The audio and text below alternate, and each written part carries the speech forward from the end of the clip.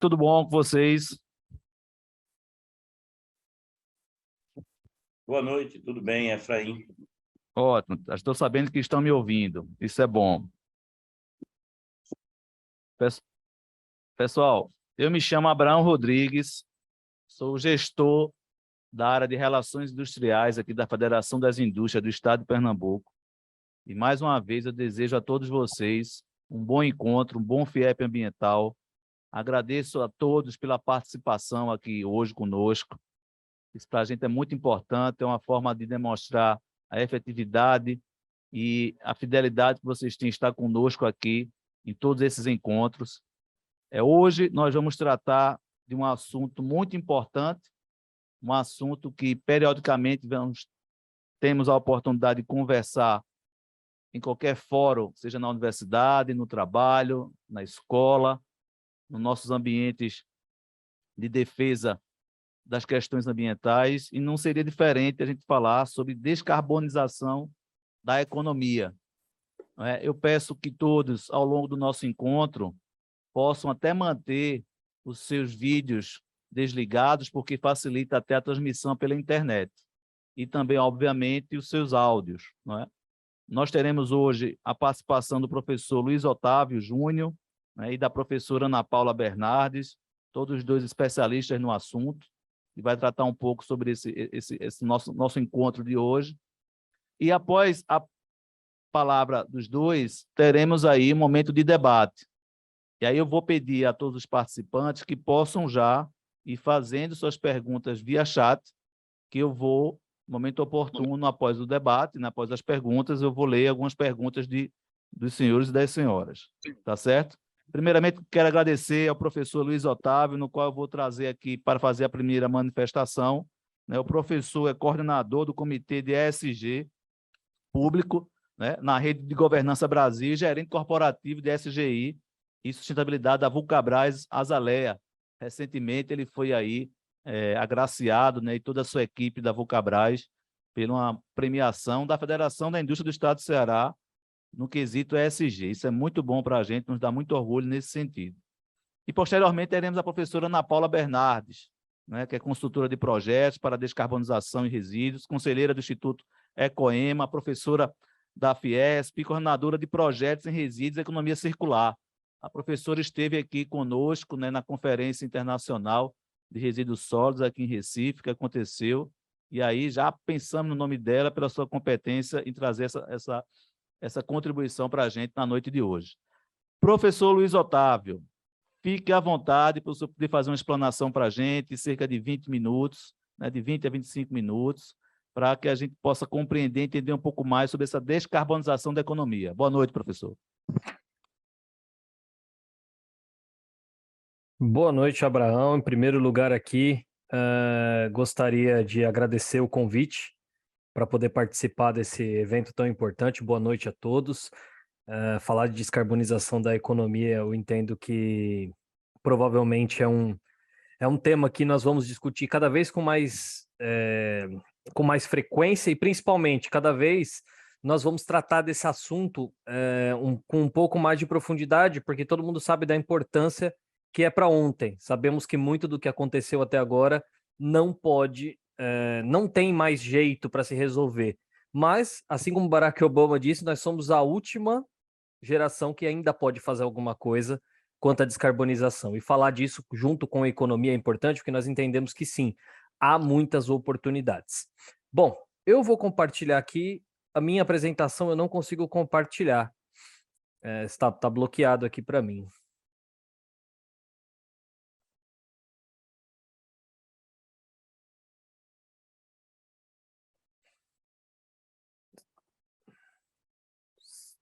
O Dani. Pronto, agora sim. Pronto.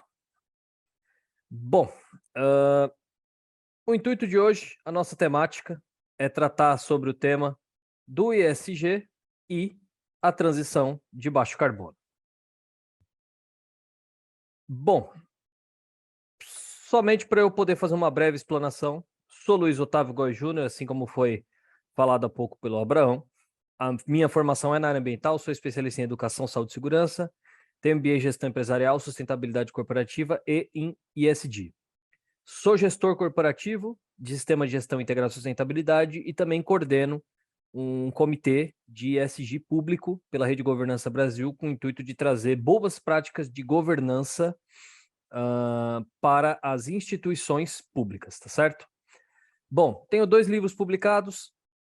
Esses 2 livros que eu tenho publicados são todos na área de sistema de gestão. Tenho aí um perfil no Instagram, onde eu trato bastante sobre sistemáticas de ESG, e sou coordenador de um curso pelo Instituto Brasileiro de Sustentabilidade, que tem mais de 15 mil alunos que fala justamente sobre ESG. E, para nós sermos rápidos o bastante, hoje a nossa temática vai ser tratar um pouco disso, o que é esse ESG. Após isso, falar um pouco sobre essa visão geral do que são esses gases de efeito estufa que geram essas questões, que é a tal da carbonização, e depois falar sobre as alternativas para fazer uma transição desta economia atual para uma economia de baixo carbono e falar um pouquinho também sobre uma temática que nós chamamos de greenwashing, que está muito conectada às questões de carbonização e de mudança climática.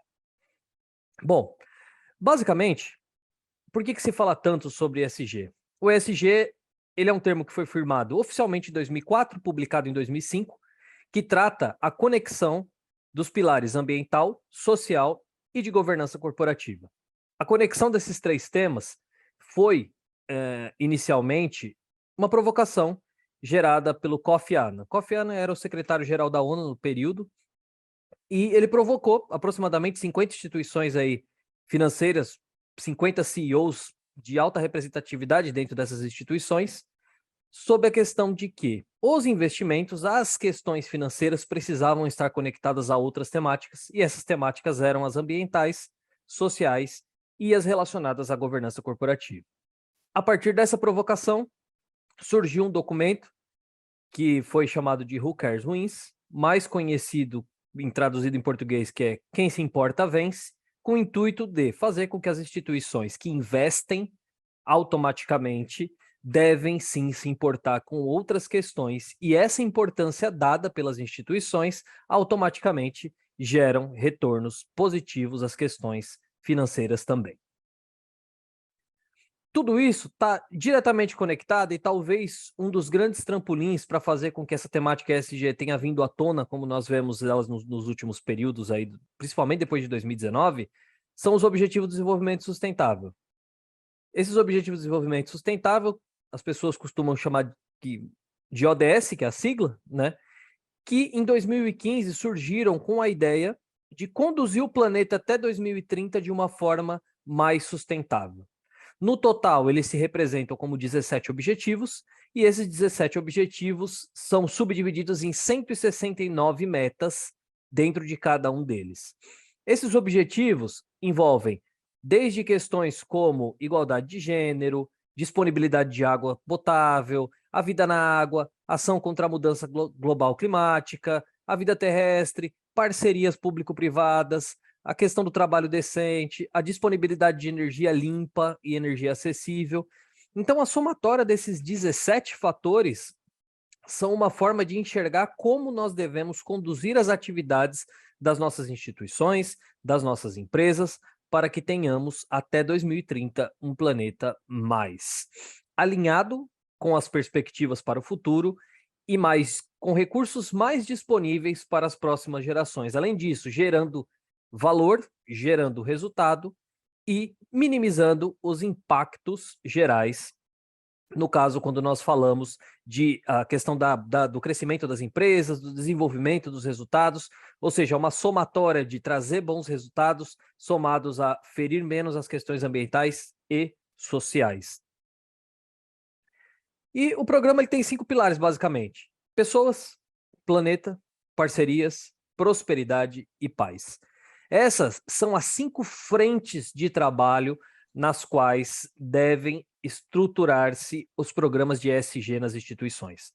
Não é só na instituição pública, não é só na instituição privada, não é uma atividade só de ONG, é para todos. Se nós queremos desenvolver uma estratégia mais alinhada com as perspectivas do mercado para o futuro, nós devemos sempre pensar numa estratégia que fale dos aspectos ambientais, dos aspectos sociais e dos aspectos de governança, lembrando desses 5 pilares.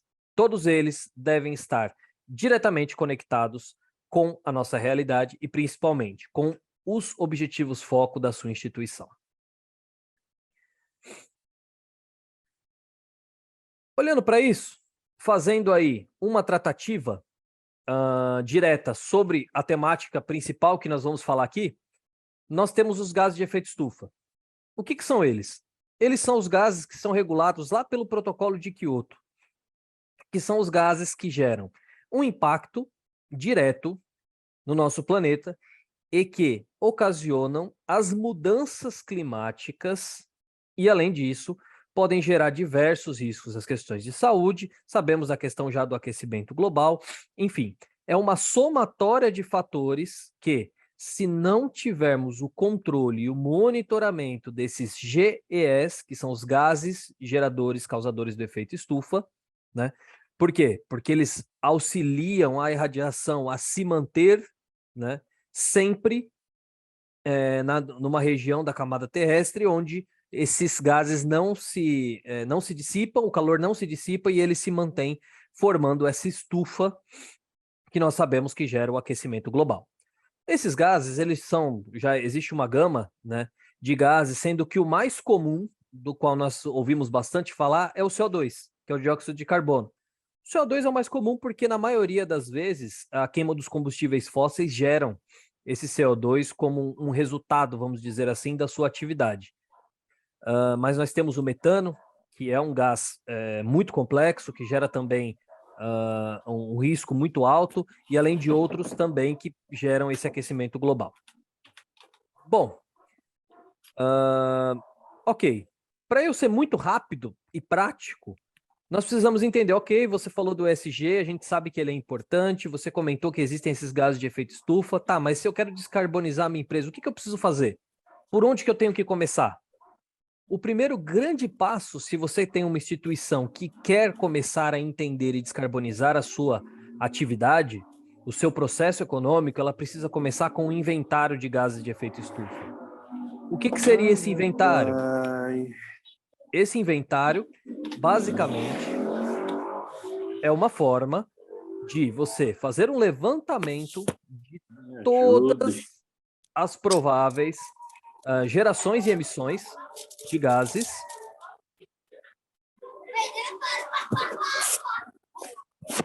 Pessoal, temos alguém com o microfone aberto aí? Gentileza, fechar o áudio, por favor.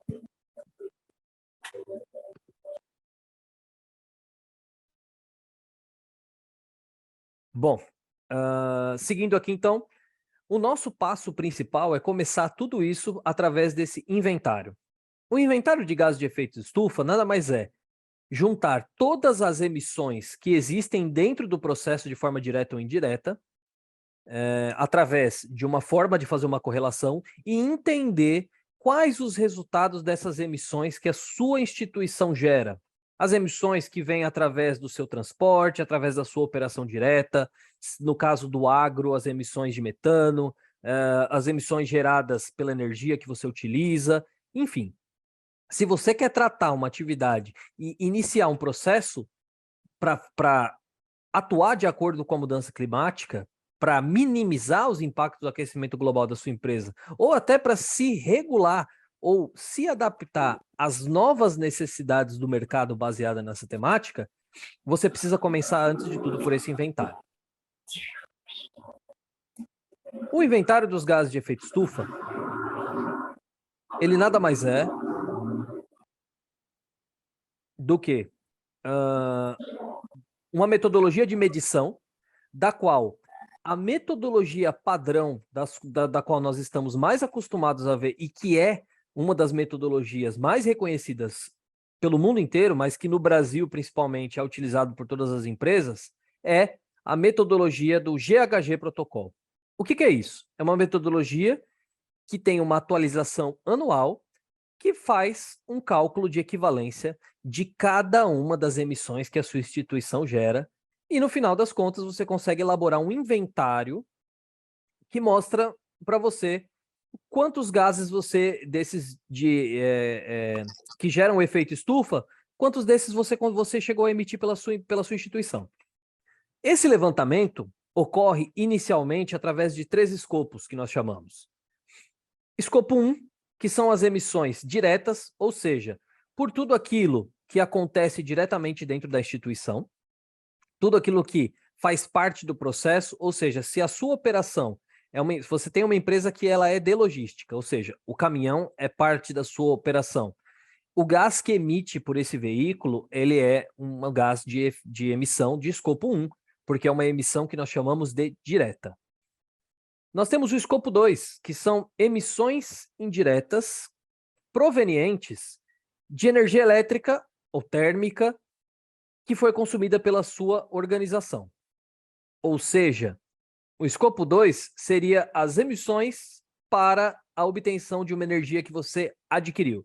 Se a sua empresa utiliza uma energia eólica, você vai ter uma emissão menor em escopo 2. Se a sua empresa utiliza uma fonte de energia, talvez uma fonte hídrica, uma emissão um pouco menor de CO2, talvez uma emissão um pouquinho maior aí de outros gases. Se a sua instituição utiliza energia térmica, tem outra, enfim. Cada tipo de energia vai gerar um impacto através dessa avaliação pelo protocolo GHG, tá certo? E o último escopo, que é o escopo 3, que são as outras emissões indiretas. Ou seja, são as emissões baseadas nas consequências da atividade da sua instituição. Elas ocorrem por uma fonte que você não controla, a sua instituição não controla, tá certo? Automaticamente, olhando para esse conteúdo, existem 3 grandes escopos dos quais você deve inventariar todos os gases que são gerados pela sua empresa e deve seguir aí, como padrão, esse programa brasileiro. Ele está disponível, tá certo? Para a pessoa que tiver interesse, para a instituição que tiver interesse. Esse protocolo está lá no site do GHG Protocol. Quem desenvolve a estratégia junto com o sistema de emissões nacional é a FGV, que é uma das instituições mais renomadas e reconhecidas. Então, qualquer empresa pode acessar, pode ter acesso a essas informações e fazer o seu inventário. Bom, mas esses inventários não são simplesmente a empresa vai lá, verifica uma planilha, verifica os dados do GHG Protocol e depois publica seus dados. Existe uma avaliação. E essa avaliação é baseada através de uma certificação que a empresa pode escolher fazer ou não. Hoje, de acordo com o mercado, muitas e muitos dos investidores já estão pedindo que as instituições, além de fazer o seu inventário, também realize a certificação do inventário. A certificação do inventário GHG Protocol, ela tem 3 parâmetros, tá certo? Existe o inventário ouro.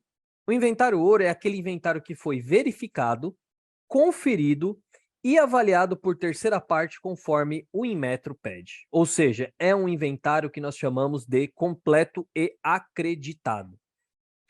Esse inventário, ele tem um peso muito forte. Por quê? Ele traz para nós uma percepção ou uma garantia de que as emissões que a sua empresa apresenta anualmente foram checadas e conferidas por alguma instituição conforme pede as normas do Inmetro, certo? Depois disso, nós temos o inventário prata, que é a publicação de um inventário que é completo com todos os 3 escopos, mas que não passou por uma acreditação. E o inventário bronze, que é quando você publica algum desses inventários desses gases de efeito estufa, mas de forma parcial. Para aderir ao programa oficial do GHG, existem alguns custos que a sua instituição precisa arcar, né? E para participar, a empresa vai publicar esses resultados de emissões no Registro Público de Emissões. Existe uma página que tem o controle que tem esses dados todos, né? Que é o Registro Público de Emissões de Gases de Efeito Estufa, que inclusive serve como monitoramento para o governo nacional entender qual é o status das emissões das instituições nacionais. É muito importante que, conforme as empresas vão fazendo isso e conforme elas vão sendo acreditadas e conforme o maior número vai participando, porque isso traz valor para a instituição na relação com o investidor, principalmente, automaticamente o número real de emissões vai ficando cada vez mais fidedigno. Por isso que esse programa tem essa metodologia de motivação. Tá certo? Bom, fazer tudo isso, eu entendi, nós vamos criar uma metodologia para inventariar nossas emissões, mas e aí? A partir daí, o que nós devemos fazer? Existe uma instituição, que é a CDP, que é uma instituição sem fins lucrativos, que tem como objetivo descarbonizar a economia. Essa instituição, ela tem a principal função, que é conectar as partes interessadas para encontrar estratégias de descarbonizar a economia de uma atividade, descarbonizar a economia de uma empresa, ou descarbonizar a atividade de uma cadeia. Então, o foco dessa CDP, para quem quiser pesquisar, é conectar a empresa, conectar o governo, conectar o investidor, a comunidade, associações, iniciativa acadêmica, científica, é unir todas as partes que podem trazer algum retorno ou que podem agir de alguma forma para fomentar a descarbonização de uma atividade econômica, seja ela qual for. As empresas que quiserem participar, a CDP tem um padrão, tem uma estratégia latino-americana, então as instituições brasileiras ou instituições Latam que quiserem fazer parte desse processo podem entrar diretamente na página da CDP e, com isso, acompanhar lá e verificar se é interessante buscar projetos para conseguir criar estratégias de descarbonizar a sua atividade. Bom, mas para eu descarbonizar essas minhas atividades, quais seriam, então, as principais fontes? Quais as formas que eu posso utilizar para eu poder reduzir a pegada climática da minha instituição? Quando nós falamos de emissões diretas, aqui para a gente falar rapidamente com algumas temáticas simples, o primeiro fator está aí nos equipamentos. Se há uma empresa de logística, normalmente está nos veículos, transportes, pode ser em máquinas que utilizam energia, enfim. Os transportes diretos, que têm menores emissões, também são formas de você estudar, talvez executar algum padrão de aumentar o transporte coletivo, criar as atividades home office, criar atividades da sua empresa, ficar com as pessoas atuando de forma híbrida, e também programas de manutenção, principalmente empresas que têm uma geração muito grande de emissões em seus equipamentos, normalmente conseguem, através de manutenção, através de processos de retrofit, minimizar as emissões dos seus equipamentos. Quando nós olhamos para o escopo 2, talvez esse seja o que a gente consiga afetar de uma forma mais rápida, que é através da energia adquirida. Um primeiro passo talvez seria nós fazermos uma transição para uma energia limpa e renovável, caso não tenhamos, seja para energia solar, seja para energia eólica, que são fontes de energia promissoras, de baixo custo e que trazem um bom retorno, e também escolher fontes de compra da sua energia que já sejam certificadas, tá? Existe uma certificação que é a I-REC, que é uma certificação para energia principalmente comprada em mercado livre, que garante, que certifica de onde veio a sua energia. É muito comum, às vezes, as instituições falarem, eu compro uma energia que provavelmente é de energia através das águas. Ok, mas se você não tiver um certificado que prove isso, talvez você não tenha fontes e valores diante do seu investidor para comprovar isso. Então, escolher fontes certificadas é um passo importante, junto de, claro, escolher uma energia que seja renovável e limpa. E no escopo 3, que são as emissões indiretas, é atuar diretamente com a sua cadeia, com os parceiros, terceirizados, fornecedores, focar no transporte indireto, aproveitamento de parcerias, criar as reuniões e atividades híbridas também com esses fornecedores e, principalmente, talvez fazer parcerias público-privadas, porque você consegue aumentar o número de pessoas dentro do mesmo transporte, talvez otimizar cargas de transportes, talvez utilizar algum tipo de transporte de menor pegada através de uma conexão com outras empresas. Fazendo parcerias, você consegue atuar diretamente nesse escopo 3 e reduzir também essas emissões que não são diretas na sua empresa, mas que impactam, sim, o seu negócio. Pensando nisso, todo esse fator, toda essa somatória que traz essa temática, né, que conecta o ESG e a questão da economia, da descarbonização da economia, nós vamos diretamente lá para a COP26, que é a Comissão entre as Partes, que aconteceu no ano passado, 2021, e que já tivemos muitos resultados importantes quando nós falamos de descarbonização. tá? Então eu trouxe aqui rapidamente para que vocês tenham essa noção, para que vocês consigam perceber a importância desse trabalho de descarbonizar as atividades da sua empresa, porque as medidas que foram tomadas nacional e internacionalmente nessa comissão entre as partes vai impactar a sua instituição diretamente. Então, olhando para o âmbito internacional, o primeiro grande passo foi suporte ao continente africano de 8,5 bilhões de dólares para que eles consigam fazer uma transição energética. Além disso, um grande passo que foi dado... Pessoal, o microfone, por favor.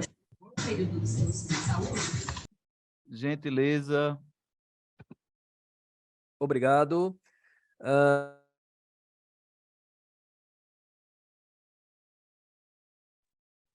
Um outro grande passo que foi dado foi quanto às neutralizações das emissões da Índia até o ano de 2070. Pode parecer um absurdo, mas uma nação como a Índia se comprometer a neutralizar suas emissões até 2070 é um grande passo, né?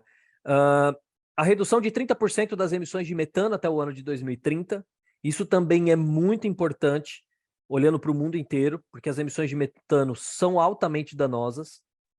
E foi aprovada a regulamentação do mercado de carbono, ou seja, as empresas podem sim comprar créditos de carbono, as instituições, os países podem regular esse mercado para comprar créditos de carbono para tentar neutralizar suas emissões e chegar a um resultado net zero, ou seja, ter emissões zero olhando para as emissões líquidas, tá?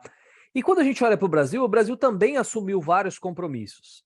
E os compromissos assumidos pelo Brasil foram principalmente, em primeiro lugar, reduzir até 2030 metade das emissões dos gases de efeito estufa, é uma meta bem arrojada, é chegar até a neutralidade climática até o ano de 2050, zerar o desmatamento ilegal até 2028, o que também é uma missão muito grande. Sabemos aí que principalmente a região da Amazônia Legal sofre fortemente com questões de desmatamento ilegal, chegar pelo menos aí entre 45% e 50% da matriz energética nacional através de fontes renováveis até o ano de 2030. Isso também é uma frente muito forte, muito arrojada, mas que em compensação o Brasil já tem, principalmente aqui no Nordeste, uma forte demanda já instalada, tem capacidade para isso, então é só realmente fomentar e começar a fazer essa transição na matriz energética e a restauração aí de 18 milhões de hectares de floresta até o ano de 2030. Como nós podemos ver aí, todas essas medidas que os países tomaram de frente, elas vão diretamente afetar os impactos da sua instituição. Então, começar a olhar para aquelas medidas talvez sejam passos que façam com que a sua instituição dê passos muito mais avançados em relação aos outros, porque tudo isso provavelmente vai chegar em meio a regulações.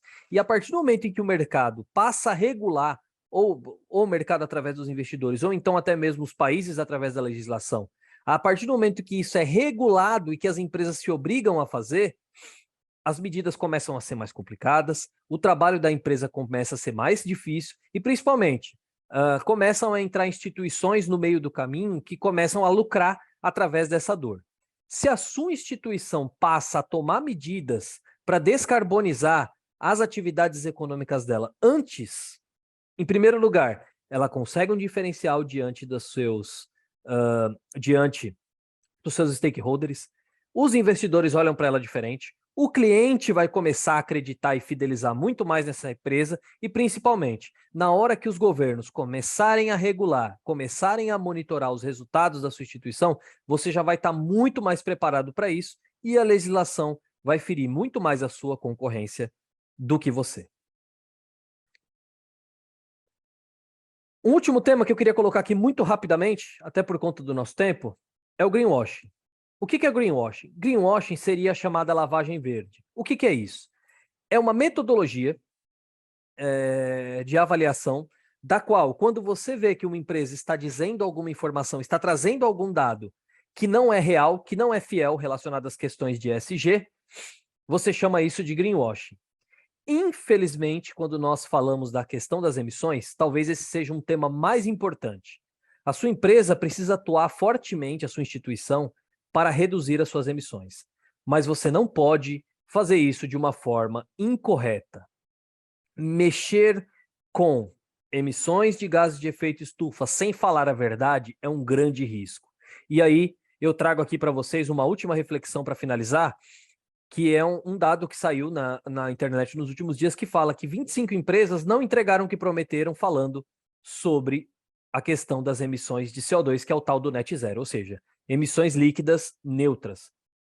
Isso mostra o quê? Mostra que muitas empresas estão dizendo que estão trabalhando na emissão dos seus gases de efeito estufa, estão descarbonizando a sua atividade econômica, porém, nem sempre elas dizem a verdade. Portanto, a sugestão que eu trago aqui, para poder finalizar essa temática e para poder dar espaço para a professora trazer em continuidade a esse tema, é: se você quer tratar de descarbonizar a sua instituição, faça passos pequenos. São os pequenos passos que trazem resultados grandiosos, e não aqueles que nós damos que são maiores do que nós, e depois nós mesmos não conseguimos manter esse resultado, e com isso chegamos aí a informações que não são reais, e com isso podemos levar a imagem da nossa empresa para um lugar onde ela nunca voltará a ser o que era. Portanto, se você quer trabalhar na descarbonização da sua instituição, foque em falar, em primeiro lugar, a verdade, e em segundo lugar, em fazer frentes de trabalho, que não precisam ser grandes frentes de trabalho, mas que sejam frentes que sempre estejam amanhã melhor do que hoje. Muito obrigado a todos. Professor Luiz, gratidão aí pela sua explanação. Eu já fiz aqui algumas anotações, não vou perguntar agora, como eu disse, eu vou perguntar após a apresentação da professora Ana, mas o senhor trouxe muitas contribuições interessantes por aqui. Professora Ana, por favor, é com você agora a sua aula. Eu gosto de chamar professor, porque a gente sempre aprende com os nossos palestrantes aqui. É Com você, Paula. professora. Bora lá. Eu vou projetar aqui. Deixa eu ver se eu...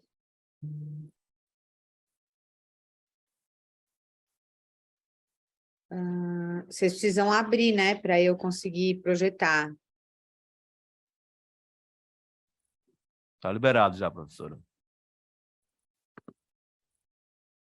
Deixa eu ver o que...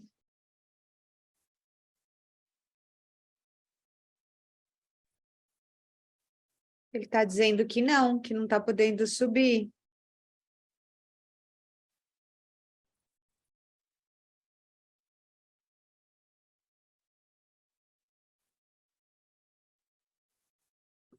Só o segundo, professora. A gente está organizando aqui para liberar. Só um momentinho. Já está liberado. Só pode tentar novamente. Caso tenha dificuldade, a gente abre a apresentação aqui, sem problema. E você vai nos solicitando passar os slides. Tá. Eu alterei a apresentação, de qualquer forma, eu vou mandar aqui no... ele não está subindo mesmo.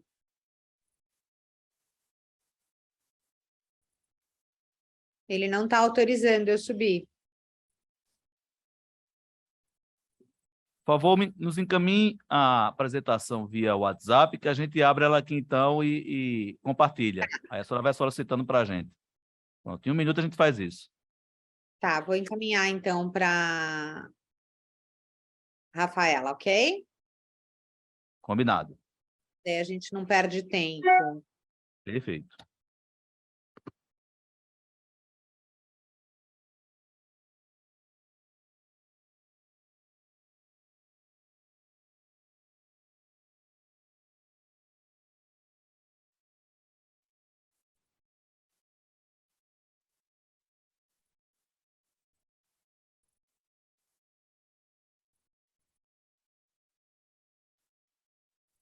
Pronto, foi.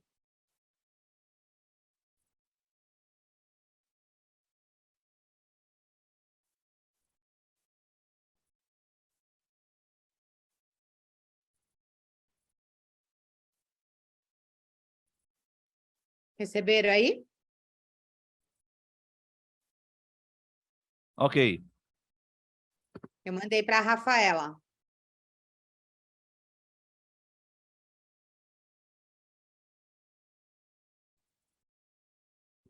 Vamos compartilhar.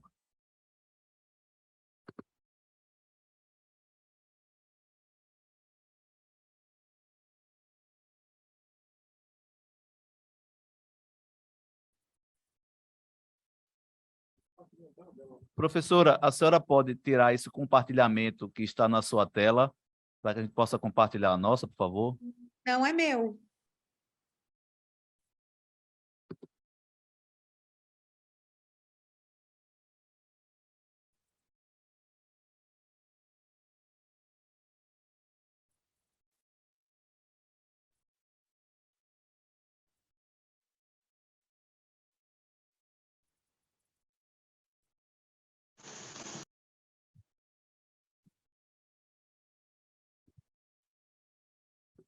Só mais um minuto a gente vai colocar.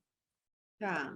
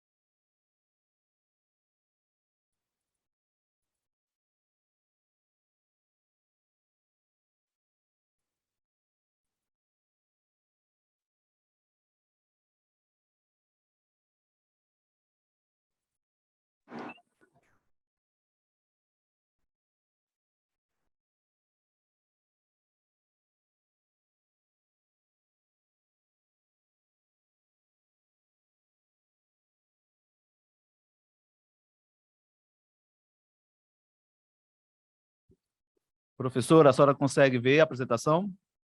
Consigo, mas não precisa me chamar de professora, não. Estou vendo aqui. Podemos avançar? Podemos. Pode, Fique à vontade agora. tá, pode passar já esse primeiro slide. Bom, eu vou me apresentar. Em primeiro lugar, eu queria agradecer o convite aqui da FIEP. Na verdade, eu acho que é a segunda oportunidade que a gente está junto, né? Estivemos juntos na Conferência Internacional de Resíduos que teve aí em março. Eu fiz a curadoria, acho que nós estivemos juntos, né, Abraão? Nos conhecemos aí. E cumprimentar o professor Luiz Otávio pela brilhante apresentação. Meu nome é Paula Bernardes, eu sou cientista política, trabalho há mais de 25 anos com relações institucionais e de governo, e fui, durante 12 anos, a pessoa que coordenou as negociações sobre a implementação da logística reversa das embalagens de vidro para o setor vidreiro. Acabei me especializando em negociação ambiental, particularmente nessa área dos impactos do resíduo e agora da economia circular. Então, eu vou falar um pouco disso, porque falar de emissões é falar de produção. E no caso de Pernambuco, eu escolhi falar desse tema porque no relatório de emissões do Estado, resíduos ocupa 30%. É um número bastante acima da média normal, que no Brasil já é alta, já é além da média internacional. Eu não vou me estender na história, acho que o professor Luiz Otávio fez isso com bastante competência. Eu só chamo a atenção para que, na verdade, essa questão das emissões, essa fala de neutralizar as emissões, ela apareceu na convenção, no Acordo de Paris, em 2015, falando em limitar, e estabelecemos um teto de temperatura, né, de limite de temperatura, em torno de 1,5 graus, e fizemos uma conta. Foi feita uma conta de que isso teria um impacto de 125 trilhões para que a gente conseguisse fazer a transição da economia atual para a economia de baixo carbono. Pode passar.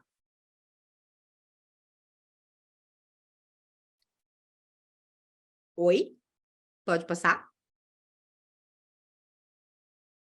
Pode completar o slide. Na verdade, eu chamo a atenção aqui porque o Brasil é um dos países que possuem mais vantagens competitivas em relação... Ops, volta. Que possui mais vantagens competitivas em relação, inclusive, a esse futuro crédito de carbono. Por quê? Porque a gente já parte de uma situação de muito privilégio ambiental, vamos dizer assim, né? Hoje nós já temos no Brasil 46% de energia limpa. O Brasil é hoje a maior reserva de água potável do mundo e tem a maior cobertura florestal. O que isso significa? Significa que os fundos de investimento internacionais estão absolutamente de olho nesse patrimônio que é a captura de carbono que nós oferecemos dentro do nosso território. A gente mais ou menos faz uma estimativa de que hoje, internacionalmente, 81% das instituições financeiras, elas fazem análise de exposição dos seus portfólios para a questão ambiental, principalmente equity, para a questão do risco climático. Eles avaliam hoje, são critérios de avaliação para emprestar dinheiro, para financiar projetos, para uma série de outras parcerias, a questão das práticas de ESG, principalmente daquelas o impacto de emissões é bastante alto. Pode mudar. Lamentavelmente, a gente também tem fatores críticos, e fatores críticos importantes, que fazem com que a gente tenha que se concentrar em mudar essa realidade no país. O primeiro fator crítico nosso, e eu acredito que é o principal, porque hoje ele é o que mais impacta na questão de emissões nossas, é a questão do desflorestamento. O desflorestamento não envolve só tirar a cobertura vegetal, envolve também o processo de desflorestamento, que muitas vezes é feito via queimadas. É um processo primitivo, falta uma certa consciência de que a gente já tem uma capacidade produtiva, uma capacidade da terra produtiva grande, e eu chamo atenção aqui para um outro ponto que impacta muito nos fatores das emissões climáticas nossas e na avaliação de risco climático do Brasil, que é o uso e a ocupação da terra, está muito vinculado à questão do desflorestamento. Nós também precisamos ainda dar uma atenção grande aos processos industriais nossos, a questão do modal nosso de transporte. Hoje, o principal modal de transporte nosso ainda é rodoviário, é um modal de transporte de grande impacto de emissões, e eu vou tratar especificamente aqui da questão da disposição e destinação inadequada dos resíduos. Por que eu faço essa distinção? Porque dispor é você colocar num determinado lugar adequado o resíduo e deixar lá, e a destinação adequada seria o processo de reciclagem, que nós ainda estamos muito atrás daquilo, do potencial que nós poderíamos desenvolver nesse quesito. Hoje, o mercado internacional fala num impacto de 565 bilhões nas empresas brasileiras, em função da não adaptação à questão das emissões, das mudanças climáticas, e eles elencam mais 2 itens para dar um critério de risco para o Brasil, que é a questão da segurança. Secretaria de Saúde, quando ele ganhar. Gentileza, desligar o áudio, por Com favor. certeza. Pessoal, tem um microfone aberto, ok. E a questão, hoje, a gente avalia que 565 bilhões... Não, você não pode falar pelo outro, não. Gente, Cada tem um um fala por microfone... si. Eu falei, Gentileza, fechar o seu áudio, por favor. Tem um áudio aberto. Gentileza, fechar o áudio, por favor.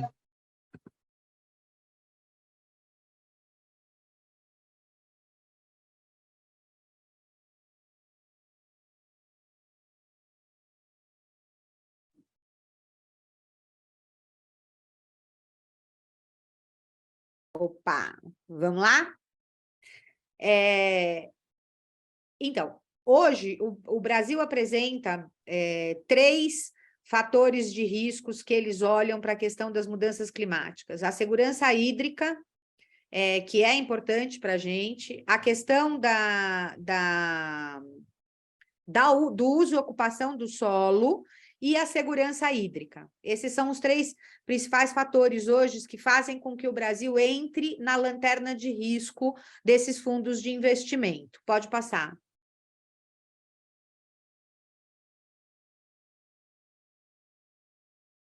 Bom, qual é o grande desafio? É o desafio da mudança, gente. É muito difícil você encarar essa mudança de uma economia linear para uma economia circular. Por quê? Vamos ver o que é a economia linear. Coloca, por favor, o próximo slide. A gente tem uma tendência há anos a trabalhar, e vem trabalhando, e isso não é uma característica só nossa, a gente tem uma mania aqui no Brasil de dizer, isso é porque na Europa é assim, nos Estados Unidos é assado. Não, no mundo inteiro criou-se um conceito de que quanto mais a gente reciclar, melhor é a situação da produção. Esse conceito, ele se deu no início da cadeia de produto, quando a gente discutia a questão do sistema linear, que era o quê? Era trabalhar a cadeia do berço ao túmulo. O que isso significa? Você pegar no ciclo de vida do produto, desde a matéria-prima até a disposição final do resíduo. Esta disposição final do resíduo, no caso do Brasil, ela é feita em aterros.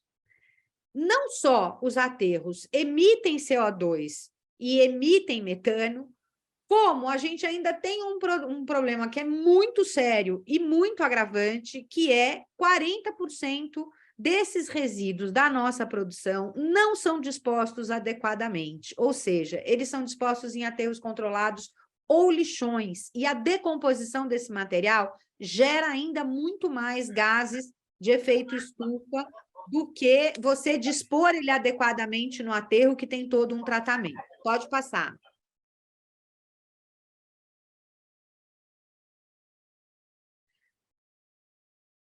Para a gente, a evolução da economia do sistema linear, do berço ao túmulo, a gente começou a falar em reciclagem. Então, era pegar este material da matéria-prima e depois reinserir num processo produtivo, num outro processo produtivo que pudesse reaproveitar esse material. Qual foi o perigo disso e o que acabou acontecendo? Todo o investimento em tecnologia e em inovação acabou se dando pela própria indústria de reciclagem, pelo mercado da indústria de reciclagem, que ainda era um tanto precário, tanto em desenvolvimento quanto em tecnologia.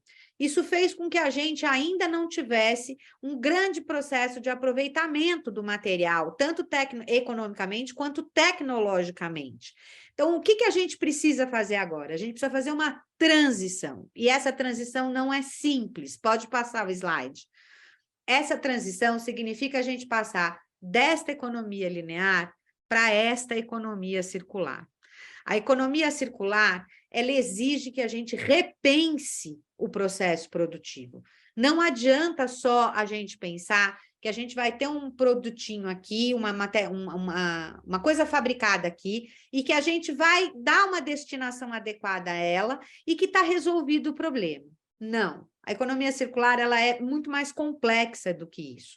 Ela representa a gente repensar o processo produtivo como um todo, envolvendo vários pilares, de forma que a gente crie um ciclo infinito, ou seja, o produto que sai ele percorre a cadeia como um todo e ele volta para o ciclo novamente como matéria-prima.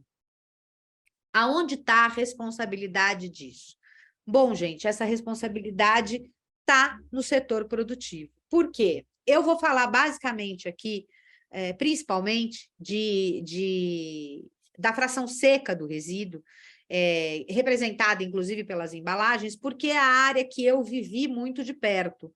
E é uma área que representa, hoje, 50% do lixo doméstico das pessoas. Então, a gente trata disso com uma certa importância. E o que significa agora a economia circular? Significa a gente dizer que é de berço a berço. Ela sai da matéria-prima e ela volta novamente para a matéria-prima. Pode passar. E por que essa responsabilidade recai no setor produtivo? Porque é ele que coloca o produto no mercado, é ele que pensa o produto, é ele que transporta e distribui e decide a praça de distribuição desse produto. Então, parte dele as iniciativas de mudança de cultura. E essas mudanças de cultura vão passar por diversos aspectos da produção. Eu peguei aqui 4 fundamentais, mas tem outros tantos que nós vamos ter que observar, porque é um tema complexo, ele é inovador. Não é só o Brasil que, embora o Brasil esteja atrasado na implementação desse tema, hoje nós sequer temos legislação para a economia circular, ele é um tema que perpassa, é um tema do mundo inteiro. O mundo inteiro está passando por essa revolução, que é a revolução do modo de produção mesmo. Nós vamos ter que produzir de uma forma diferente, senão nós jamais vamos atingir a questão das mudanças climáticas. Fica um pouco esse greenwash que o Luiz Otávio falou, que é o seguinte: o cara diz que ele está fazendo, ele solta os relatórios dele de sustentabilidade, mas no final, o fiel da balança é a questão das emissões, não altera. E a gente fica pensando, puxa, mas está todo mundo fazendo tudo, são relatórios maravilhosos, por que não acontece? Eu costumo fazer uma comparação. Há uns anos atrás, soltaram um estudo sobre a questão do racismo no Brasil. E aí o censo perguntou para 100% das pessoas se elas se consideravam racistas. E não, 100% das pessoas disseram que não, que elas não eram racistas. E aí a segunda pergunta era se aquelas pessoas conheciam alguém racista. 100% das pessoas responderam que conheciam alguém racista. Ou seja, nós estamos passando agora, nessa questão das emissões e nessa questão da sustentabilidade, exatamente por isso. 100% das pessoas e das empresas dizem que fazem sustentabilidade, dizem que estão mitigando suas emissões, estão trabalhando com energias mais limpas, estão trabalhando para recolher seu resíduo, e aí quando a gente vai olhar o resultado é pífio e ele não se altera. Então, isso tem um nome chamado greenwash, e cada vez mais isso está ficando complicado de ser feito, porque agora a situação climática está beirando o não retorno, e a tendência é que isso se aperte cada vez mais. A questão dos dados, da manipulação dos dados, não vai ser uma coisa simples daqui para frente, porque muito provavelmente a ONU, os organismos internacionais, eles tendem a restringir o recurso se não houver comprovação de práticas sustentáveis dentro das empresas. E o que significa isso? Primeiro, não existe economia circular se não começar a partir do redesign do produto. A gente tem que começar a pensar em novas matérias-primas, tem que começar a pensar no desenho do produto, porque é a partir daquele desenho do produto que vai determinar se aquele produto ou aquela embalagem vai poder ser reciclada e se aquele processo tem ou não sustentabilidade. Um segundo aspecto muito importante é a cadeia de suprimento verde. Não adianta você desenhar um produto verde e fazer todo o seu processo verde se você tem uma cadeia de suprimentos que ainda está fora desses padrões estándares de produção. Então, você vai ter que repensar a sua cadeia de fornecimento de matéria-prima, a sua cadeia de fornecimento de serviços. toda a sua cadeia de suprimentos dentro do seu processo produtivo precisa ser repensado. A gente também precisa pensar na questão da responsabilidade social. Não existe hoje você falar em responsabilidade empresarial, em responsabilidade corporativa, sem você encaixar tudo isso embaixo da grade da responsabilidade social. Hoje você tem que pensar, eu brinco na filosofia do Ubuntu. Ubuntu é uma filosofia Oxóssi, da qual partilhava o Nelson Mandela, que é uma pessoa que eu tenho uma profunda admiração, e é uma filosofia Oxóssi que diz o seguinte: a gente só está bem se o outro está bem. E ela não é uma filosofia desprovida, não é uma filosofia... Ela é bem concreta, não se trata aqui de benevolência nem de solidariedade, se trata aqui de equilíbrio. Então, para você ter uma sociedade equilibrada, as pessoas precisam estar bem. E, por último, um tema que eu vou me aprofundar daqui para frente, que é a questão da logística reversa. Não existe economia circular se a gente não coletar e não trouxer esse produto para dentro da logística reversa, e que essa logística reversa seja eficiente na captura, no beneficiamento e no reaproveitamento desse produto. Pode passar. Eu vou ter que ir mais rápido, porque tem coisa para caramba aí, mas eu vou conseguir. Na questão do redesign de produtos, a gente tem que pensar no ciclo técnico e no ciclo biológico. O que é isso? O ciclo biológico é o reaproveitamento deste resíduo de forma a ele virar um insumo, ele é degradado pela natureza e se incorpora a ela de forma, inclusive, a melhorar, a virar um instrumento de fertilização, de fertilizante. Vou usar o exemplo da compostagem, por exemplo. E o ciclo técnico é você criar um produto que ele tenha condições depois de ser desmembrado e desfeito e seus componentes sejam aproveitados em processos técnicos depois. Isso tudo está fundamentado, gente, na cadeia de ciclo de vida dos produtos e numa questão fundamental, que é a responsabilidade pelas externalidades do produto. Não dá mais só para a gente pensar na fabricação, na colocação e na distribuição do produto no mercado. A gente tem que pensar hoje em como é que ele volta.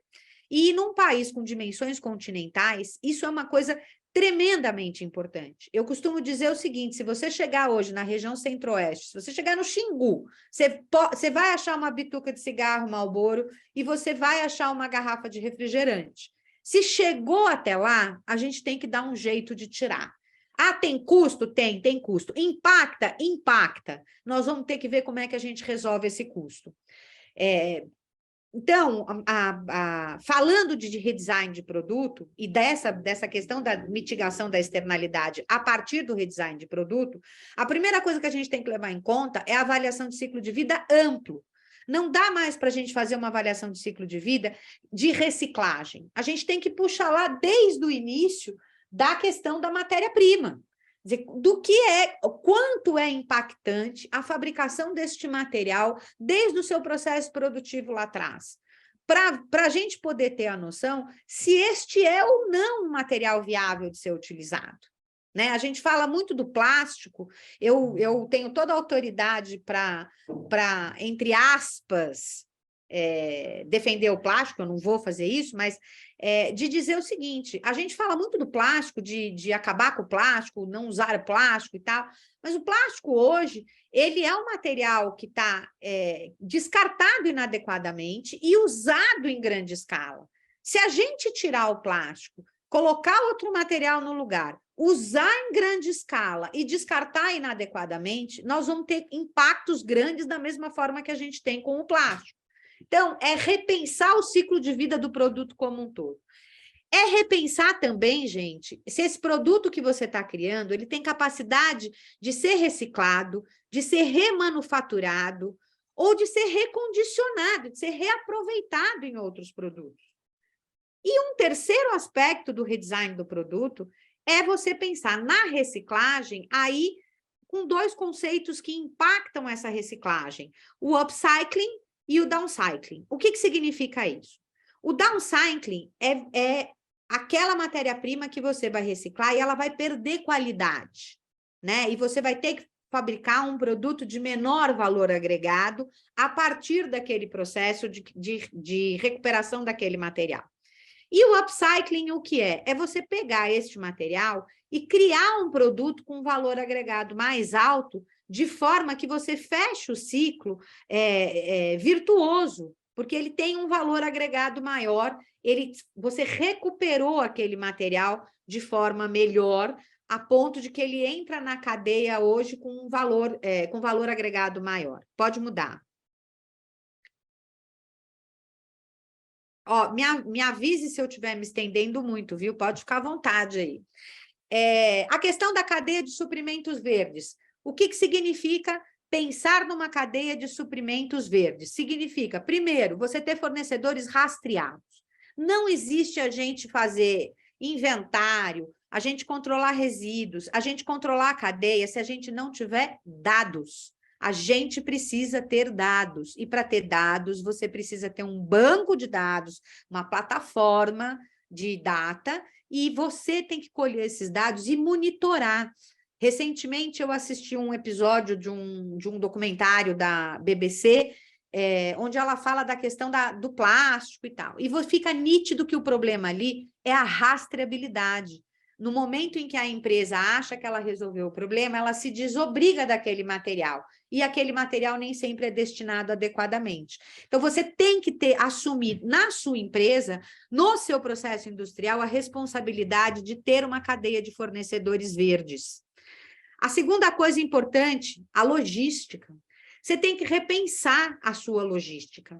Tem que diminuir os percursos de transporte, tem que pensar na logística considerando o impacto do seu produto no final e a mitigação da externalidade desse produto. Isso tudo faz parte de você pensar na sua cadeia de suprimentos. Tem que pensar também na questão da ecoeficiência do transporte. Hoje, a gente tem um modal de transporte que é rodoviário. O modal de transporte rodoviário funciona na matriz de combustível fóssil. Então, a gente precisa repensar essa ecoeficiência desse transporte para que ele impacte menos, ele seja um fator na cadeia de suprimentos de menor impacto. E, por último, fontes de energias limpas. Quer dizer, cada vez mais a gente precisa usar fontes de energias limpas no processo produtivo dentro da nossa fábrica, dentro da nossa planta. Pode mudar. O outro aspecto do qual eu falei e que me é muito caro é a questão da logística reversa, é a responsabilidade pós-consumo do produto. E aqui eu vou pegar numa feridinha do setor produtivo, que é a questão da responsabilidade estendida versus a responsabilidade compartilhada.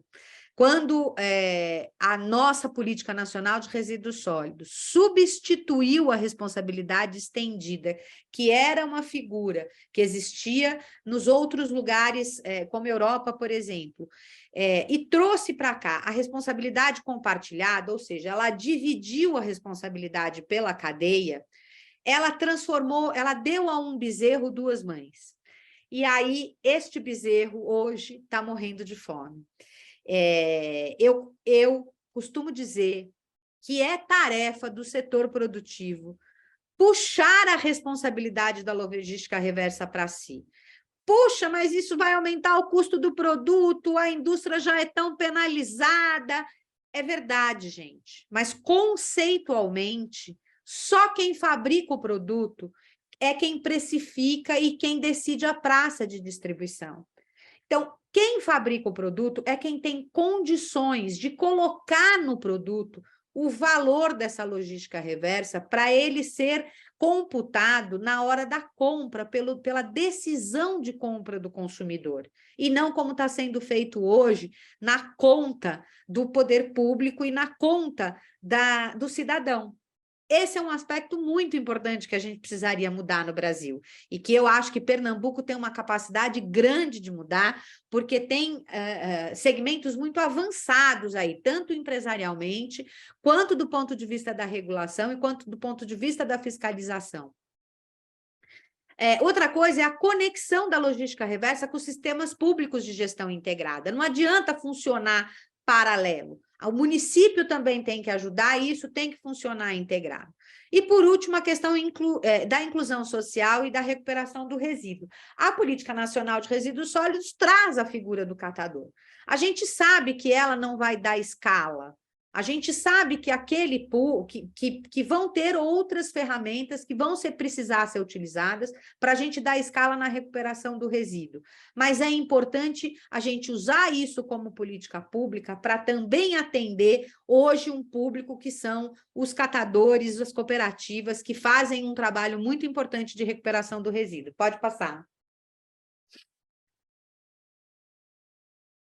Pode passar. Oi. Eu trouxe aqui um slide que eu costumo apresentar em todos os lugares de por que a logística reversa hoje não está acontecendo e o que precisaria ser feito para ela acontecer. Então, quando a gente olha a linha de cima, a gente olha a linha da distribuição do produto. Então, o fabricante vai lá, escolhe a embalagem, escolhe as praças de distribuição, escolhe o mix de produtos que coloca no varejista, o consumidor vai lá, escolhe o produto e descarta a sua embalagem ou o resto do seu produto. O que acontece com tudo isso, da fabricação da embalagem até o consumidor? O preço está contido no produto. Então, é a história de que lá no Xingu você acha qualquer coisa, mesmo tendo que chegar de barco. Tem marcas que sobem o rio Amazonas de barco com uma loja vendendo para as populações ribeirinhas. Então, se vende, tem que dar um jeito de trazer de volta. Esse resíduo ele vai ser coletado pela prefeitura, custo da prefeitura. Regulação diz pela 11445 que isso é tarefa do poder público, coletar. Mas o poder público coleta e devolve num sistema que é a logística reversa. E aí tem uma série de tarefas que precisam ser cumpridas, dentre elas a questão do transporte. Então, você tem triagem e consolidação, você vai ter que triar o resíduo, depois você vai ter que, além de triar o resíduo, você vai ter que descontaminar para poder utilizar, e no final você tem duas alternativas. Ou ele volta lá para o início da cadeia e é a tal da economia circular, ou ele volta para o ciclo aberto linear para um uso secundário. É ruim o uso secundário? Não, gente, não é. A gente precisa também... A gente não vai sair de 0 a 100, como disse o Luiz Otávio. A gente precisa ir colocando 14 bis no ar. Então, se hoje a gente consegue reciclar e tirar esse material do mercado pelo ciclo aberto, excelente. Mas a gente tem que ir trabalhando na perspectiva de fechar o ciclo. O que acontece com essa segunda parte? Esta segunda parte não está embutida no produto. O preço não está embutido no produto. E olha quantas tarefas elas estão sendo realizadas. Aí você diz, bom, mas por que elas estão sendo realizadas hoje? Em parte pelo setor produtivo, que está conseguindo fazer isso via cooperativas. Mas a grande parte hoje é feita pelo poder público. Este valor está na conta do município. E isso está onerando os municípios e acaba voltando para a gente, do setor produtivo, em forma de custo Brasil. Põe o próximo slide, por favor.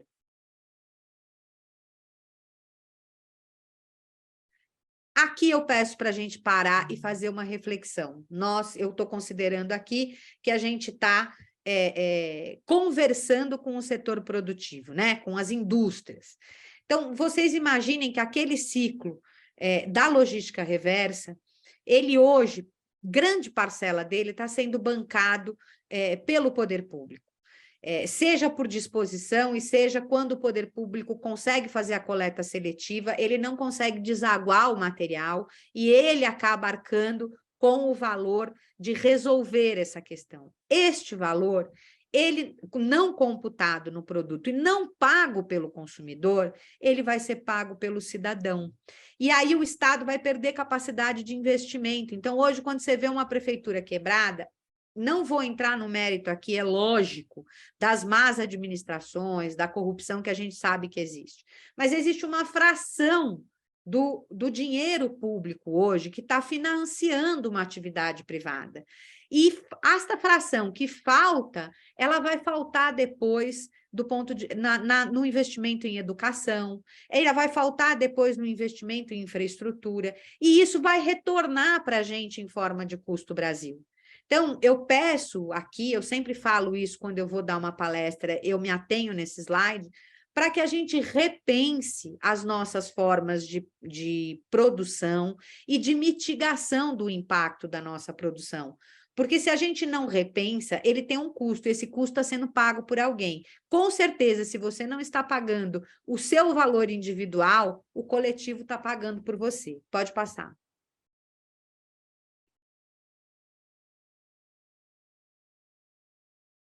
E, por último, a questão da responsabilidade social. E aqui eu me atenho para dizer o seguinte, a gente precisa manter uma coerência entre a atividade fim e o interesse social.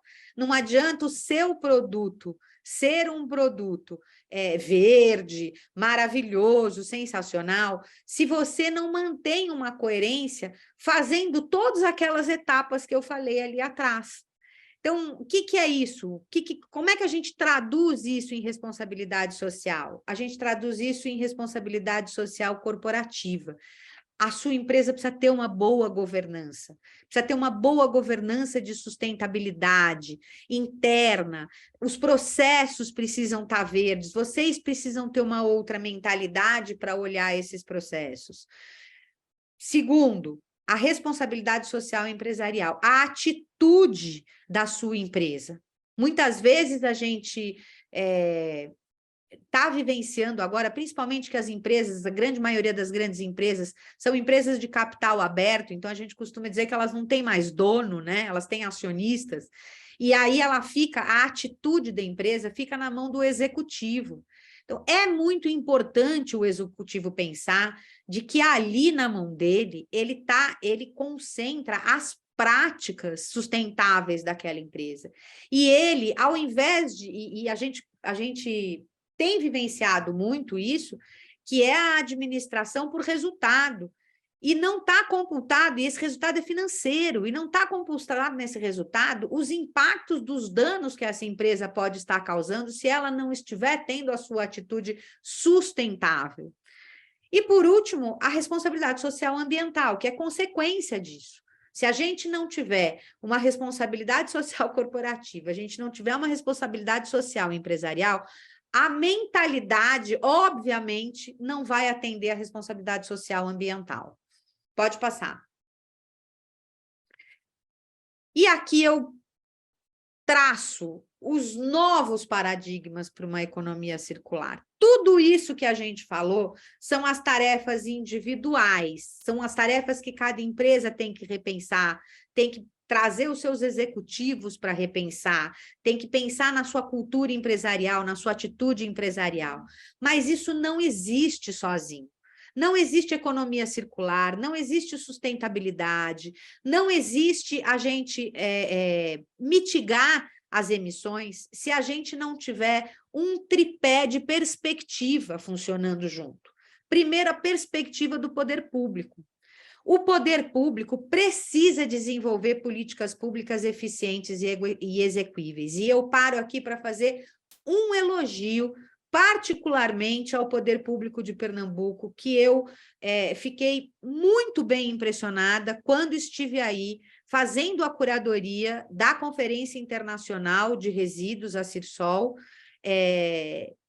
quando eu conversei com os gestores que lá tiveram, com o secretário na época, que era o José Bertotti, com a atual secretária, a Inamara, e vi a preocupação da secretaria com a gestão pública, com os resultados da gestão, né, com os inventários, e a preocupação não só de atingir as metas, mas a preocupação de dar um suporte mesmo para o setor empresarial conseguir cumprir, fazer isso em combinação, fazer isso dialogando. Eu fiquei muito, muito, muito bem impressionada com a atitude aí do poder público e acho que Vocês têm aí um patrimônio muito grande para trabalhar, são pessoas bastante comprometidas com isso.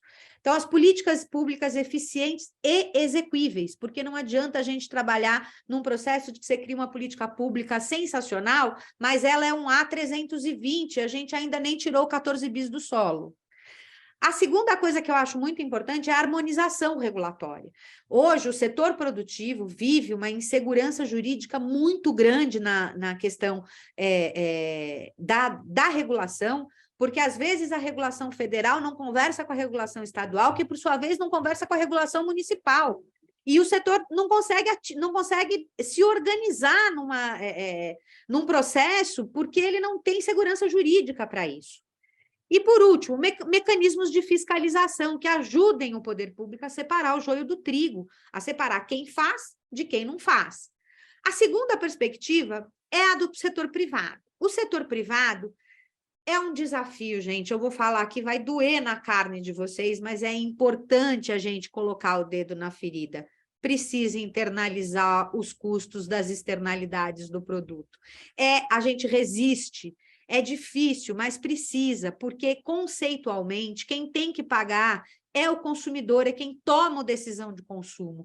E você só vai fazer o consumidor pagar se isso estiver embutido no produto. Senão, quem vai pagar somos nós, cidadãos, na figura de cidadãos. E, por último, a auditoria independente dos dados. A gente precisa ter dado. Se o setor privado não se organizar para ter os seus black box, para colocar as suas informações ali, para poder auditar essas informações, ele não vai ter marcos de sucesso, não vai conseguir identificar o sucesso e também não vai conseguir identificar os estrangulamentos. É por isso que hoje a gente vive um universo onde 100% das empresas dizem que fazem e a gente não vê essa realização impactando no resultado. É muito importante que o setor privado tome conta dos seus dados, que esses dados sejam transparentes para eles e que eles possam controlar esses dados de forma eficiente. E, por último, a questão da sociedade. Não existe a perspectiva do poder público do setor privado se não houver a perspectiva da sociedade. E aqui eu incluo dentro da sociedade os mecanismos de fiscalização social, né? O que é isso? A gente precisa começar a educar a nossa sociedade para um consumo responsável. A sociedade precisa consumir mais responsavelmente. Não dá para você, não cabe neste mundo mais uma casa com 5 pessoas terem 5 carros. O planeta não aguenta mais. A gente precisa repensar formas de uso coletivo e de reaproveitamento de bens, para que a gente possa ter uma situação sustentável socialmente falando.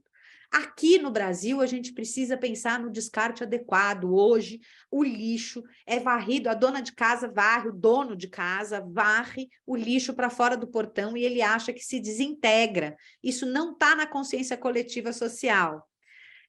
Que é o descarte adequado. Você tem que pensar em descartar aquilo de forma que possa ser reaproveitada depois. E, por último, a responsabilidade cidadã na fiscalização. Tem que ajudar. Você, cidadão, tem que ajudar também, fazer a sua parte individualmente, porque o poder público faz a parte coletivamente, o setor privado faz sua parte setorialmente, a sociedade precisa fazer a parte dela de forma organizada para que tudo isso funcione azeitadamente. Pode passar. Passar? E é isso, gente. Eu paro aqui a minha exposição. Eu teria que... Esse é um tema que eu adoro falar, eu ficaria aqui 3 horas falando. Eu quero terminar aqui só fazendo um teaser para vocês. Eu agora estou fazendo a curadoria de um MBA de Economia Circular, que vai ser oferecido a partir do ano que vem, em conjunto com a Universidade Nova de Lisboa. E eu convido vocês a conhecer. É muito importante que vocês estudem, leiam, aprendam. O executivo precisa ter isso dentro da sua empresa para que ele leve uma cultura diferente para lá e imprima um ritmo diferente de produção. Muito obrigada. Paula, minha querida, nós que somos gratos pela sua explanação, muito enriquecedora, né, muito conteúdo, complementando aí do nosso amigo Luiz Otávio, e trouxe para a gente informações também muito relevantes. Agora, né, pelo adiantar da hora, eu vou fazer aqui algumas perguntas que os colegas do chat colocaram para a gente, tá certo? Paula, você recomenda como primeiro passo para as empresas se entrar no processo de descarbonização dentro do seu negócio em si? Você entende que seria já começar a estudar o ciclo de vida dos produtos? Aí é para você, Paula. Sim, não tem, eu acho que as coisas acontecem de forma paralela, né? Infelizmente, a gente chegou num ponto da questão das mudanças climáticas que não tem retorno, então a gente tem que trocar o pneu com o carro funcionando. É um pouco esse ritmo que a gente vai ter. Você tem que, é aquilo que o Luiz Otávio falou, você tem que inventariar o seu processo, você tem que saber o quanto você está emitindo e inventariar esse processo, e, ao mesmo tempo, ir repensando a sua forma de produzir. Por quê? Porque você precisa de um marco de sucesso. Então, hoje eu emito tantas toneladas, eu vou mudar a embalagem do meu produto para uma forma de que eu mitigue a questão da externalidade do produto, ou que eu evite um processo produtivo que emita mais. Você precisa repensar o seu produto. Para repensar o produto, não existe outra forma de você fazer isso, a não ser fazendo um estudo, olhar o estudo de ciclo de vida do seu produto, desde a matéria-prima. Porque não adianta só ele ser reciclável se ele tem uma extração. Vou falar aqui, eu não acredito em embalagem melhor ou pior, tá? Então, quando eu estiver falando aqui, eu vou usar o plástico como exemplo, mas tem lugares que você não vai ter alternativa, você vai ter que usar o plástico, né? Ou alguma coisa similar que não tenha tanto impacto quanto a extração do petróleo. Então, você vai usar o plástico. Não adianta você pensar que aquele plástico ali, ele vai ser reaproveitado depois para fazer uma vassoura. Se você não pensar na forma que ele é extraída hoje. Quer dizer, quanto que traz de impacto a extração do petróleo? Então, é esse balanço que a gente precisa fazer para avaliar se um processo é sustentável, se um produto é sustentável ou não. Não tem jeito, a gente tem que repensar e o ciclo de vida tem que ser de berço a berço. E é paralelo, o processo é paralelo. Perfeito, perfeito. Realmente, essa de berço a berço é o que mais interessa para todos nós. O Antônio Martiniano faz uma pergunta aqui para o nosso amigo Luiz Otávio.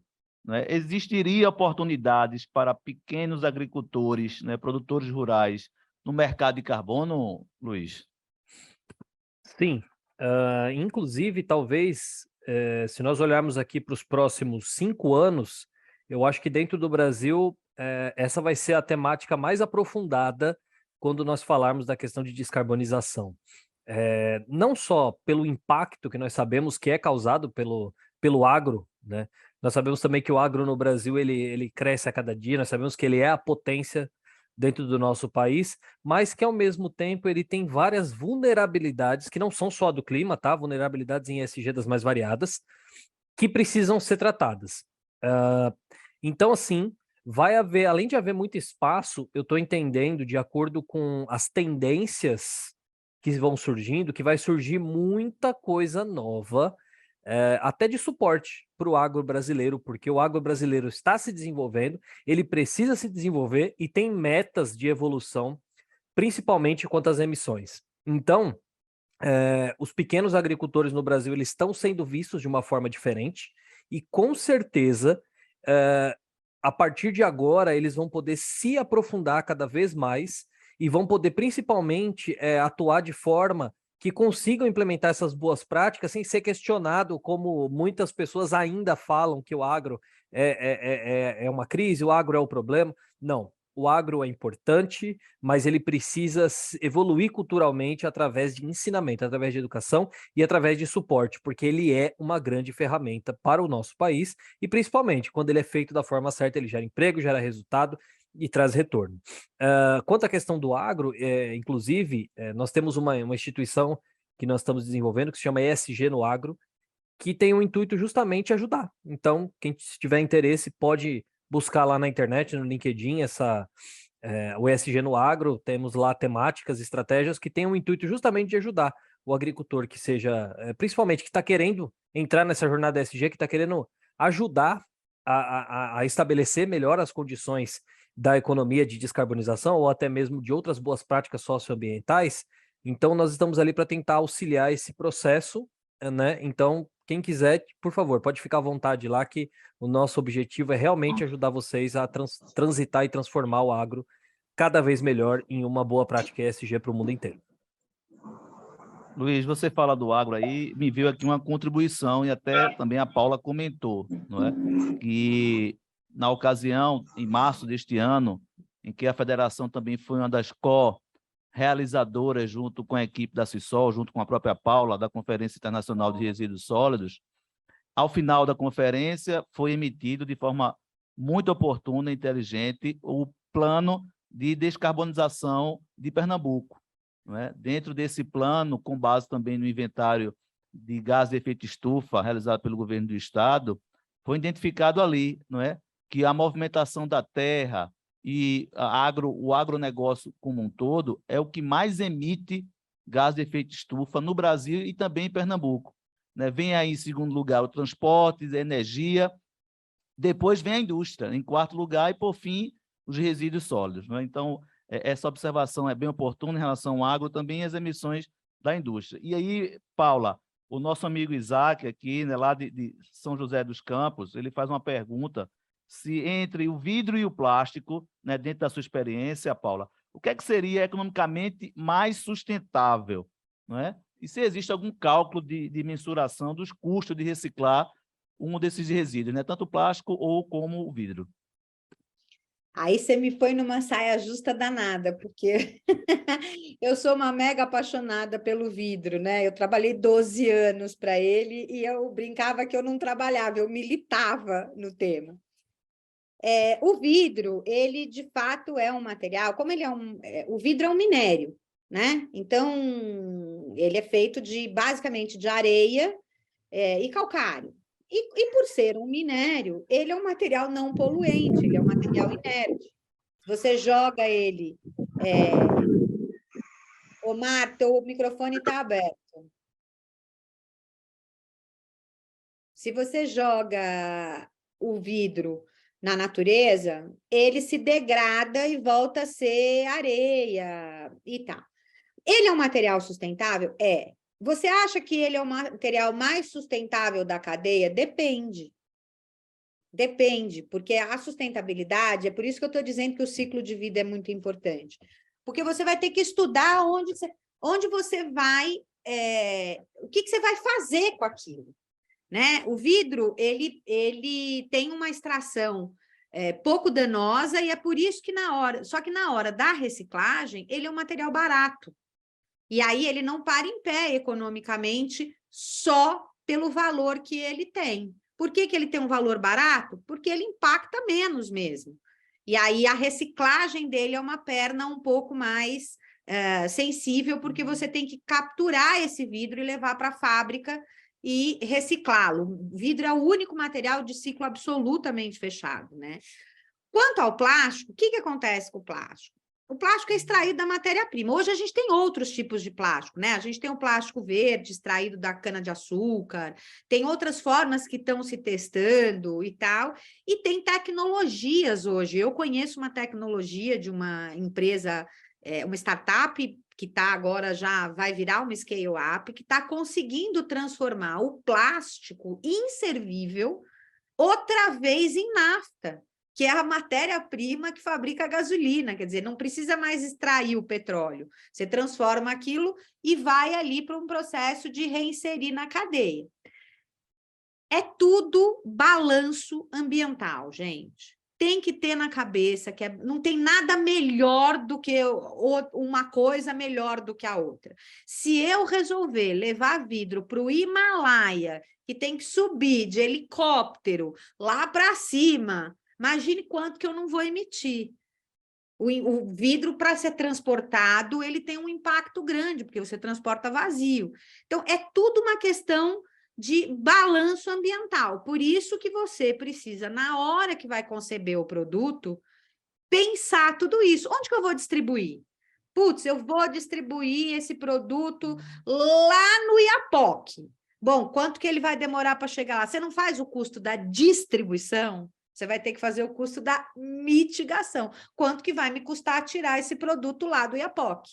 Isso é fundamental. E isso tem que estar embutido no seu produto, porque você vai ter que fazer isso. O grande desafio hoje é justamente isso. É integralizar que a externalidade do produto tem que estar lá. Por quê? Porque se eu quero tomar uma cerveja Serpa, que é produzida no Pará, em São Paulo, a decisão de consumo é minha. A Serpa vai custar R$ 25? Vai, mas a decisão de consumo é minha. Agora, não é justo eu, Ana Paula, consumir uma Serpa em São Paulo e jogar aqui no resíduo de São Paulo para o cidadão, o meu vizinho que toma uma Heineken ou que toma uma outra marca que é mais barata, ele paga pelo meu resíduo aqui que eu resolvi consumir. Entendeu?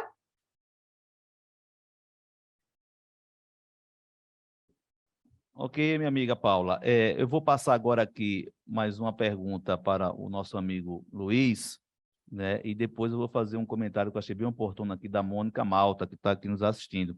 Mas, amigo Luiz, dentro da sua explanação, você trouxe aí o inventário de GE, né?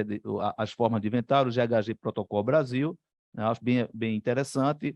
Falou do CDP, né, que fomenta a descarbonização das entidades. Eu acho que é muito oportuno as empresas colocarem isso dentro do seu plano de ação.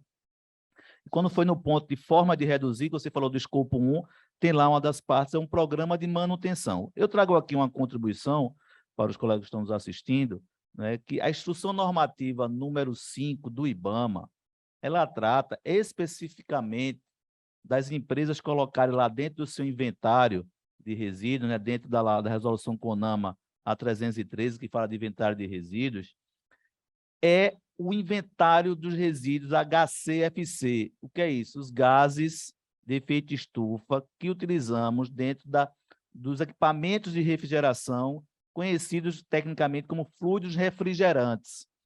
Muitas vezes, se alguém quiser colocar no chat aqui, uma pergunta que eu vou fazer, vocês podem colocar sim ou não. Dentro do inventário de resíduos sólidos da sua empresa, vocês estão inventariando os gases HCFC, sim ou não? Só fazer uma pequena enquete aqui no chat para a gente identificar quem está fazendo isso. E, de certo, aí eu vou fazer a pergunta a você, Luiz. Os programas de manutenção das empresas precisam ser muito bem vistos, ou seja, analisados com muita criticidade, pois de lá, em alguns momentos, surgem, né, são gerados ali uma quantidade, em alguns tipos diferentes de resíduos. Qual a importância que você vê dos programas de manutenção? Olha, eu coloco os programas de manutenção como uma das temáticas mais importantes quando nós falamos de descarbonização de processo econômico, principalmente quando a gente fala de indústria, porque hoje é muito comum as empresas buscarem soluções sempre fora de casa.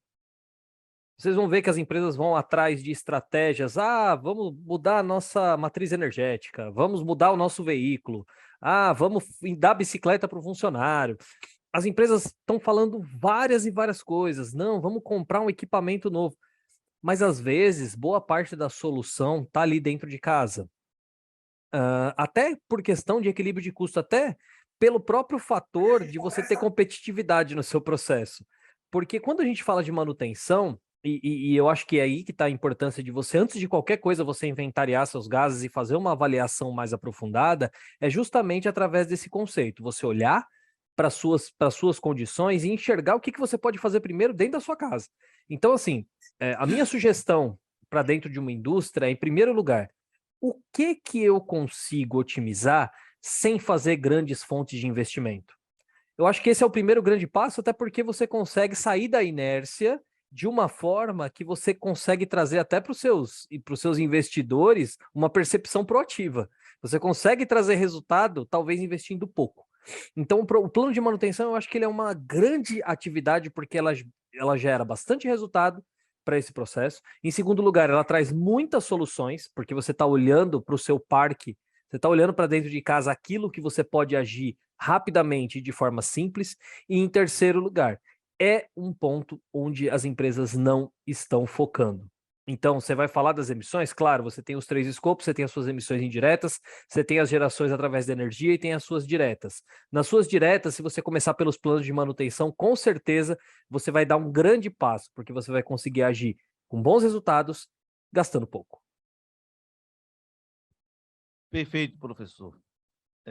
Eu gostaria até de fazer uma observação quando eu coloquei aqui sobre os gases HCFC, né? O Antônio Martiniano, ele exemplifica bem, que eu comentei isso, Antônio, devido à minha dissertação de mestrado ter sido em cima do Centro de Regeneração de Reciclagem do Nordeste, onde ele faz essa reciclagem dos gases de efeito estufa HCFC, e é o único que atende o Norte e o Nordeste.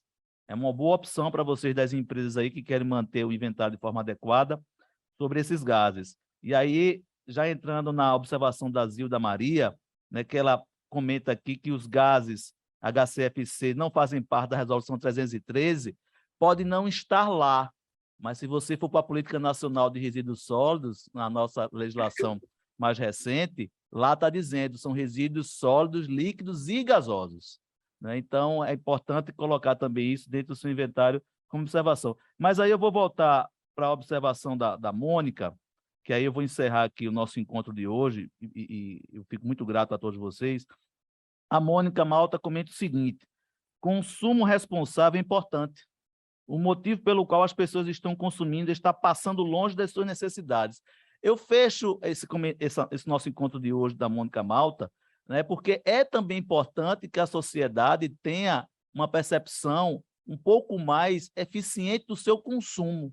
Acredito, né, que nós estamos passando de um consumo hoje de forma muito volumétrica, posso dizer assim. A professora até comentou que não faz sentido uma família com 5 pessoas morando, adultas, cada um tem um carro, né? Então, como é que está o consumo das nossas famílias, né, no momento que nós vivemos hoje? E é o consumo que puxa a demanda do comércio, que puxa a demanda da logística, que puxa a demanda do produtor industrial, que puxa a demanda, em algum momento, do extrativista mineral para produzir aquele produto. Então, essa cadeia é puxada pelo consumidor. E a pergunta que eu deixo aqui para a gente refletir na noite de hoje é: como é que está o meu consumo quando eu voltar para a minha residência, agora que eu venha jantar para ir dormir? Enfim, meus amigos e minhas amigas que participaram do encontro de hoje, sou muito grato, a Federação é muito grata por você estar aqui conosco. Tivemos hoje mais de 200 pessoas participando desse encontro, não é? Então, isso só demonstra para mim que todos os nossos palestrantes, o Luiz Otávio, a Paula, nos trouxe contribuições extraordinárias e já vinha chamando a atenção de todos os participantes desse encontro de hoje, no qual tivemos aí uma adesão muito grande de todas essas pessoas que já nos acompanham há bastante tempo. Luiz, gratidão por esse nosso encontro. Lhe dou aí meio minuto para você dar suas considerações finais, e a nossa amiga Paula também. Por favor, Luiz. Abraão, eu que agradeço aqui esse momento de poder participar, poder tratar dessa temática tão rica. Parabenizo também a federação por fomentar esse debate e esse evento. Parabenizo a Paula aqui pelas temáticas. Estava aqui, fiz várias anotações que depois eu vou procurar ela para a gente poder discutir algumas coisas que eu achei super interessante. Muito obrigado a todos aí pela participação e parabéns à FIEP pelo evento. Paula.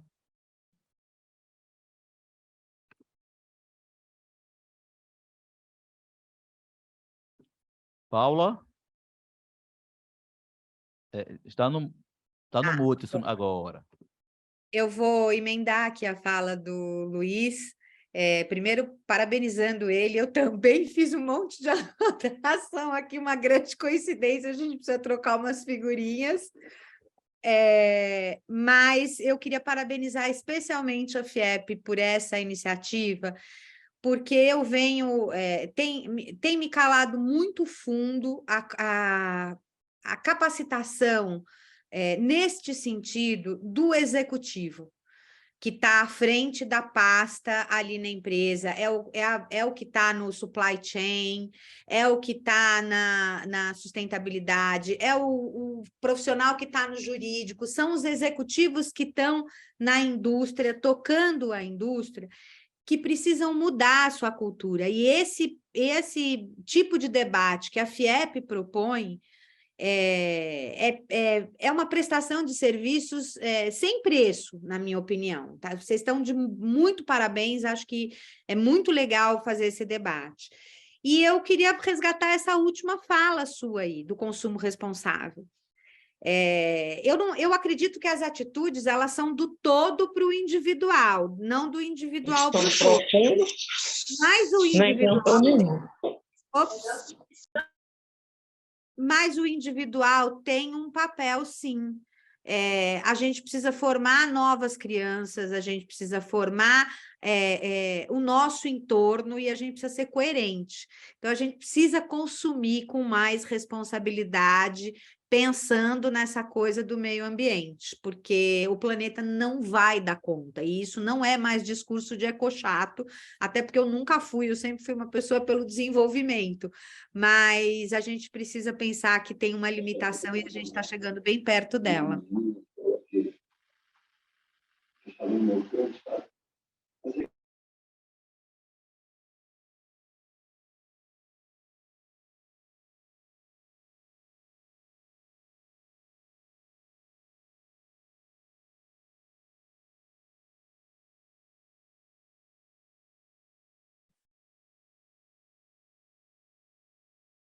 Você está com o microfone fechado. Ah.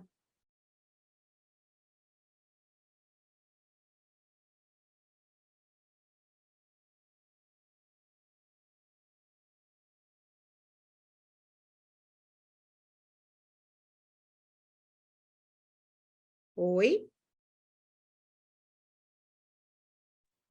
Seu microfone está fechado aí. Quer concluir o raciocínio? Não, eu... Então, fechou, né?